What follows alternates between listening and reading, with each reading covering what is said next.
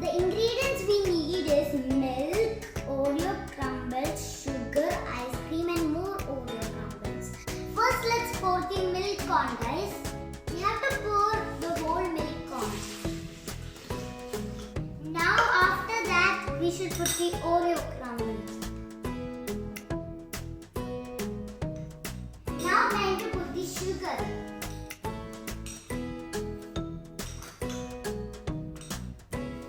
This is Oreo shake. Now let's pour it into the glass.